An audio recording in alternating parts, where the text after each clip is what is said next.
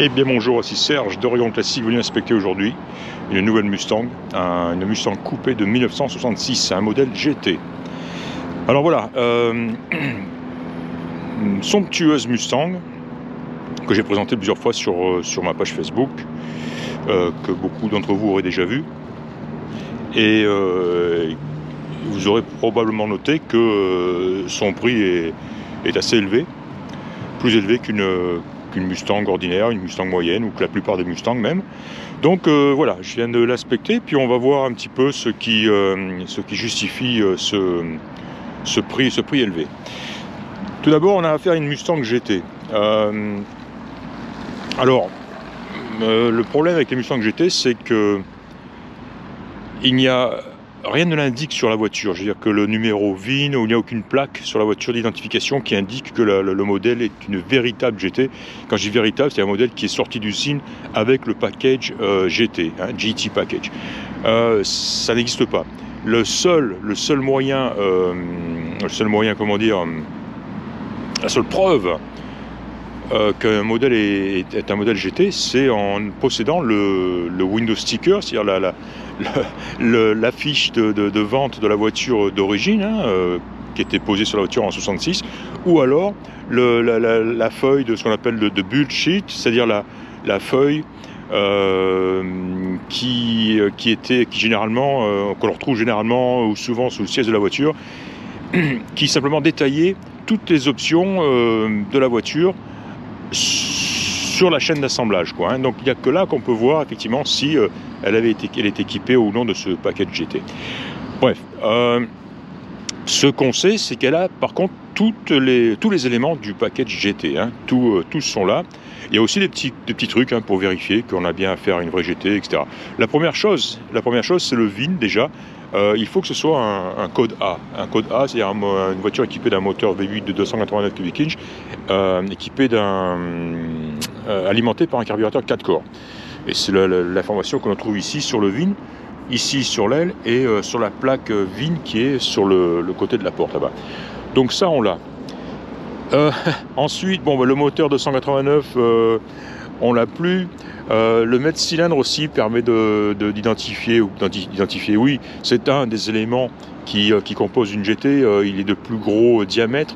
Il est unique, c'est un cylindre unique, rond, de gros diamètre. Or là, il a été remplacé par un mètre cylindre double réservoir de conception plus récente. Donc bon, ça on le saura pas. Les fog lights, évidemment, font partie du pack GT. Après, bon, bien sûr, ça se discute, ça peut toujours se rajouter, ça se vend pas cher, pour 800 $, vous avez un kit complet fog light. Donc, bref, toujours est-il qu'elles sont présentes. D'autres éléments, comme le volant en bois, qui est bien présent aussi. Le pack GT, le rallye pack, ne faisait pas partie du pack GT, c'était une option supplémentaire. Il est présent sur cette voiture, toujours agréable. Ces deux petits compteurs, je parle des deux petits compteurs sur la colonne de direction. L'un à gauche c'est le contour et le contour, et à droite on a une montre. À noter d'ailleurs que le contour ne fonctionne pas, l'aiguille est bloquée sur 0. La montre, elle, fonctionne. Voilà l'intérieur, le fameux intérieur de luxe, l'intérieur GT, avec le pony style, tout y est, les panneaux de porte de luxe aussi, de toute façon là aussi on sait que cette voiture c'est un modèle de luxe que l'on identifie par la lettre B qui suit le chiffre 65. Donc là on sait qu'on a affaire à une Mustang coupée intérieur de luxe B. Voilà, donc de ces fameux panneaux de porte, les poignées revolver, les limitations bois, de wood grain sur les instruments là, et là c'est pas vrai ça, boîte à gants simplement. Voilà, la fameuse console basse, etc. Voilà, donc tout ceci, des éléments. Je pense que la console était d'ailleurs en option elle aussi. Et puis enfin, on a les fameuses sorties d'échappement à travers le bouclier arrière. Voilà, encore comme on identifie entre autres une GT. Autre élément qui permet d'identifier aussi, les modèles GT est équipé d'une double ligne d'échappement à l'inverse des modèles non GT qui avaient une ligne unique et un silencieux transversal. Là, on a une double ligne avec silencieux longitudinaux. Et une manière de repérer une GT, c'est que d'usine, on doit pouvoir retrouver ces fameux, on appelle ça, ces supports d'échappement qui doivent être encore présents sur la voiture, présents et d'usine, hein, pas simplement des pattes soudées ou vissées pour soutenir ces échappements, mais vraiment les vrais supports, les supports d'origine. Il y a d'autres petites techniques pour identifier une GT. Enfin bref, je me suis un petit peu égaré, c'était pas le but de cette vidéo, c'était juste de présenter cette voiture-là. Vous l'aurez peut-être vu, elle est équipée d'une... Alors non, vous ne le savez pas, probablement pas. Elle est équipée, cette voiture-là en particulier est équipée d'une boîte manuelle 5 vitesses. Elle est équipée d'une Tremec 5 vitesses. Donc ça, c'est un gros plus. Elle est équipée aussi de 4 freins à disque. Donc là, on touche un petit peu au deuxième aspect de cette voiture. Le premier aspect, comme je le disais, qui permet de justifier en partie le prix, c'est ce fameux package GT. D'ailleurs, le deuxième aspect même, c'est l'état de la voiture, l'état de restauration, la restauration poussée de cette voiture. Ça, c'est le deuxième aspect important. Et le troisième, c'est justement toutes ces modifications techniques, mécaniques, qui sont très très importantes sur cette voiture, hein. Donc j'en parlais, la boîte manuelle T5 qui est très très agréable, hein. Je vous promets que quand on peut passer une 5e sur une voiture comme ça avec un V8, c'est vraiment des plus agréables, hein. Les 4 freins à disque et surtout ce moteur. Alors on appelle ce moteur, honnêtement je ne le connaissais pas, je l'ai appris récemment en voyant cette voiture, ce qu'on appelle le Boss 302, qui n'a pas grand chose à voir finalement avec la série Boss 302, la série Mustang Boss 302, mais voilà, donc c'est ce qu'on appelle un crate engine, c'est-à-dire que c'est un moteur neuf, récemment qui est encore fabriqué et vendu d'ailleurs, de 302 cubic inch qui développe 340 chevaux.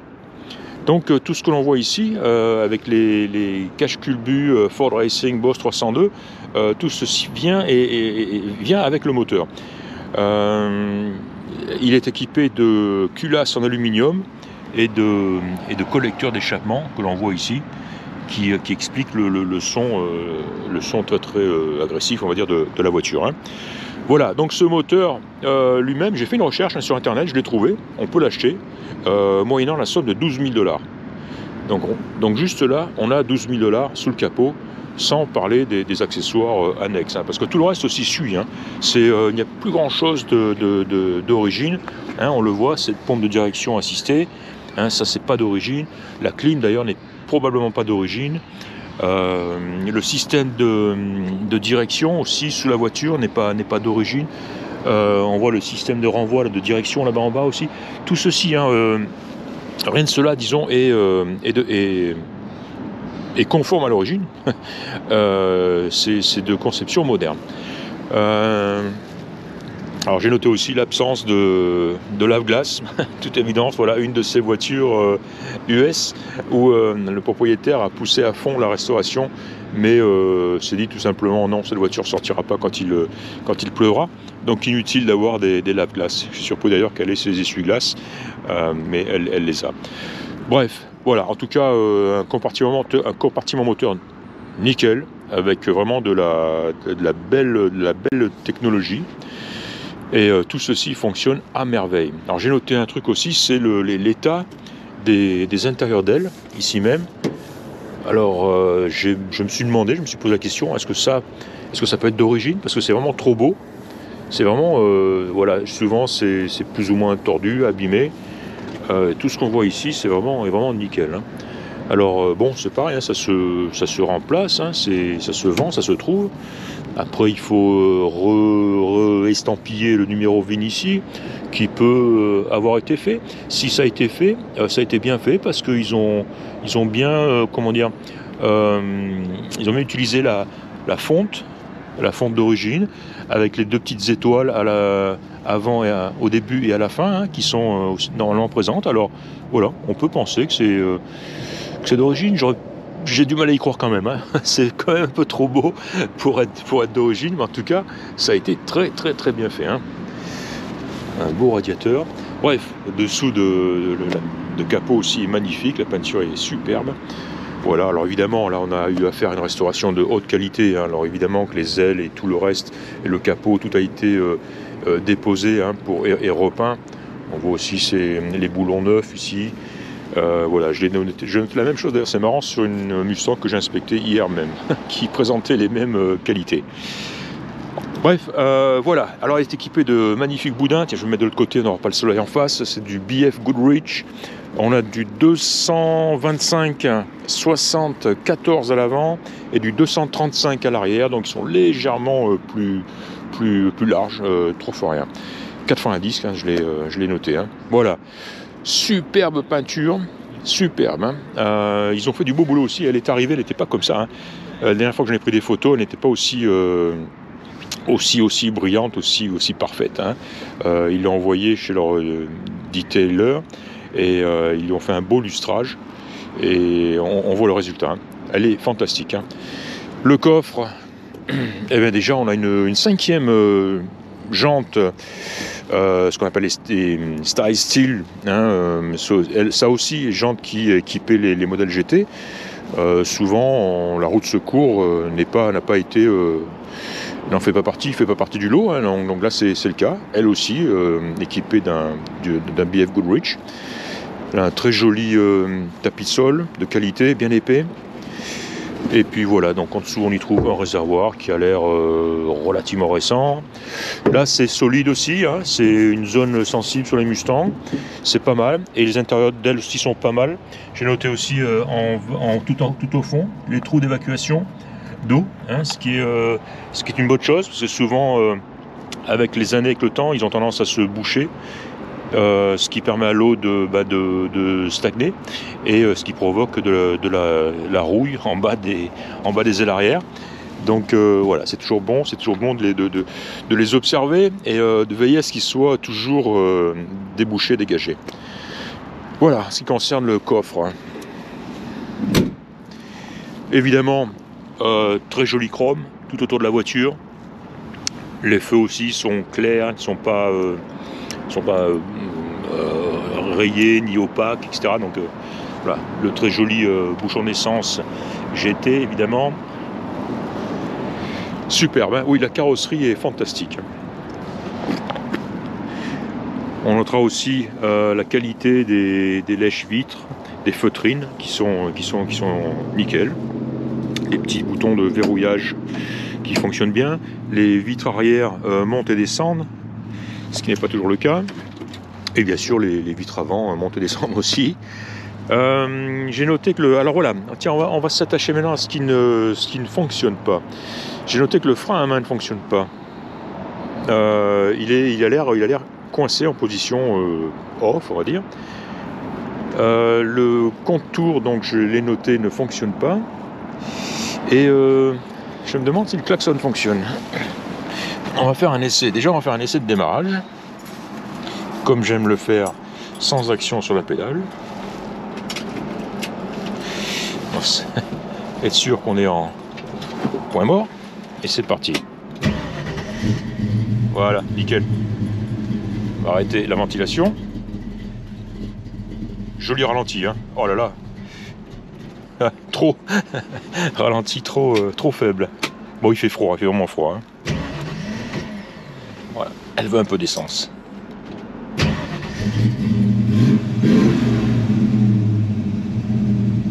Voilà. Alors ce klaxon. Ah oui, il fonctionne. Il fonctionne, pardon. Donc voilà, j'ai rien dit. Direction assistée évidemment. Le fameux levier de vitesse, hein, avec la boîte 5. Alors joli, hein, on a toutes les vitesses, hein, c'est pas simplement une boîte 5 avec un levier d'origine. Donc on a bon, c'est mieux évidemment, on a le levier qui correspond. L'autoradio n'est pas d'origine, hein, on voit qu'il est de conception légèrement plus moderne, autoradio à cassette. Voilà, la montre fonctionne, les jauges fonctionnent, hein, essence, pression d'huile, le speedo, le témoin de charge et température, hein, qui va, là elle est redescendue, mais tout à l'heure elle était en place, hein. Et donc voilà ce contour qui fonctionne pas.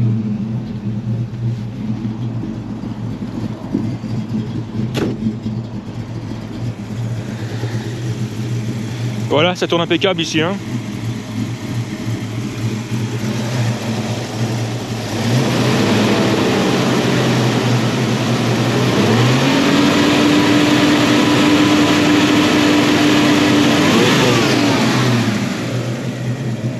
Bien doux, bien régulier, pas d'hésitation. Alors évidemment, un son magnifique. C'est la condensation, hein, c'est pas de l'huile. Hein.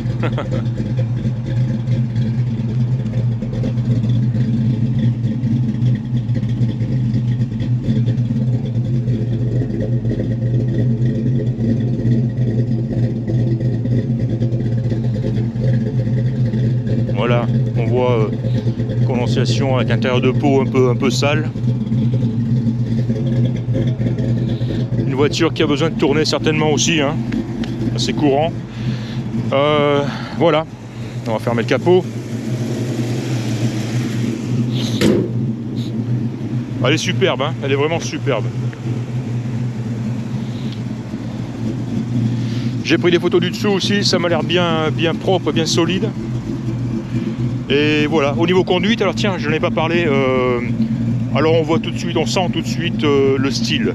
C'est vraiment le style sportif, c'est-à-dire que bon, on a le son d'une part, assez agressif, et des suspensions fermes, hein, suspensions fermes. Donc on sent tout de suite, évidemment, on aime bien jouer avec ce levier et ces 5 vitesses, hein, c'est des plus agréables. Mais voilà, quand on monte dans cette Mustang, on monte dans une voiture, dans une sportive, on va dire, hein, pas dans une Mustang ordinaire, loin de là. Oui, alors suspension un peu ferme, mais tout à fait acceptable, hein, c'est pas non plus un tacu, mais voilà, ceci dit, elle vire à plat, elle est, voilà, elle accélère très très fort, elle freine bien, donc c'est une Mustang amusante à conduire, on va dire. Hein. Voilà, quoi d'autre? Pour vérifier les feux, mais bon, oh, c'est vraiment accessoire, mais on va le faire quand même. Light, tiens, on va mettre les fog lights. Ils sont là-bas en bas. Hop là. Voilà, magnifique. Magnifique, magnifique. Donc les feux fonctionnent, les fog lights aussi, des deux côtés. À l'arrière aussi. On va mettre un petit coup de clignotant à gauche.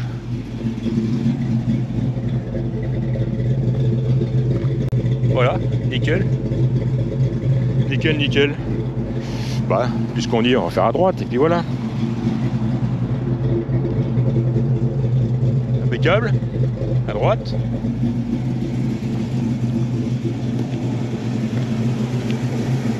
Voilà, et à l'avant.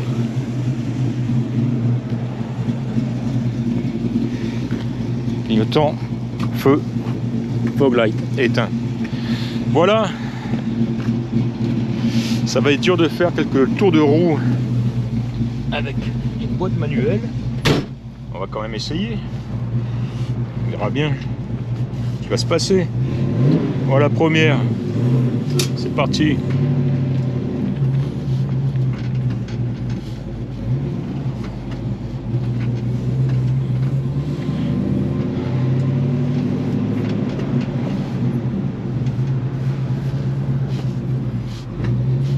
On y va.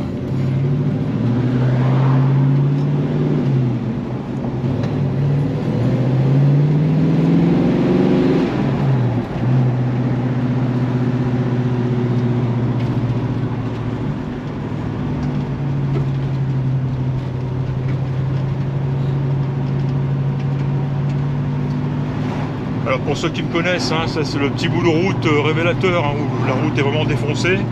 Et on voit que même malgré les suspensions fermes, on n'entend pas de bruit. Je vais vous laisser écouter un petit peu, hein, mais on n'entend pas de bruit de caisse, de casserole, etc. Hein. Je vous laisse écouter.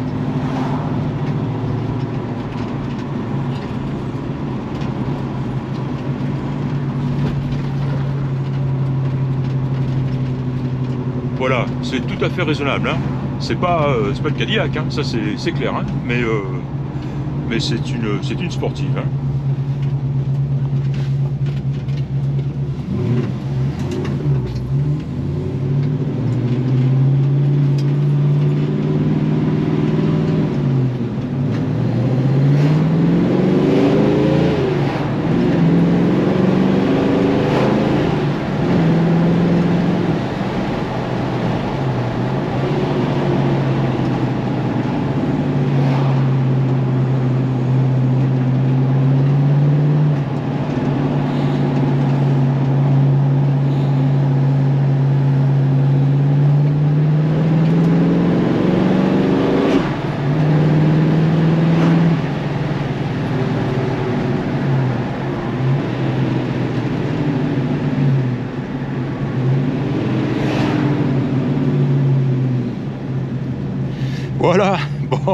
ben, je pense que vous aurez eu un petit aperçu hein, du plaisir de conduite qu'on peut éprouver au volant de cette Mustang.